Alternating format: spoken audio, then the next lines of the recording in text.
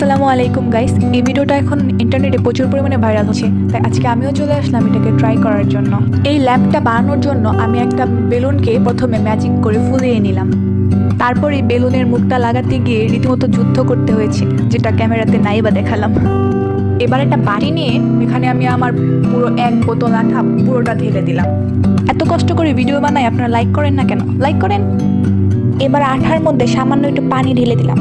এবার একটি তুলি নিয়ে এটিকে ভালো করে মিক্স করে নিলাম, যেন একদম পাতলা পানির মতো হয়ে যায়।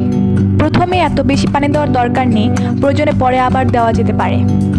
এবার টিস্যু বক্স থেকে একটি টিস্যু বের করে যে বেলুনটি ফুলিয়েছিলাম তার উপর টিস্যুটি রেখে যে মিশ্রণটি তৈরি করেছি সেটি তুলির সাহায্যে ভালো করে অ্যাপ্লাই করে নিতে হবে।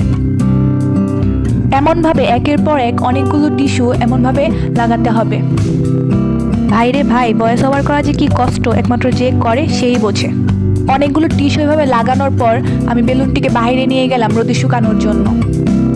একবারে শুকিয়ে কাঠ না হওয়া পর্যন্ত এই বেলুনটিকে ফাটাবো না। রোদে শুকানোর পর আমি অফ ক্যামেরা এটির উপর আলতু ফালতু কিছু আর্ট করে নিয়েছিলাম। আমি ক্রাফটি মারিয়া, আর্টিস্টিক মারিয়া নাই, তাই আমার আর্টটাকে ফরগিভ করবেন। 1 2 3 ম্যাজিক। খুব বেশি কষ্ট না হলে লাইক সাবস্ক্রাইব করে চ্যানেলটির পাশে থাকবেন। আল্লাহ হাফেজ।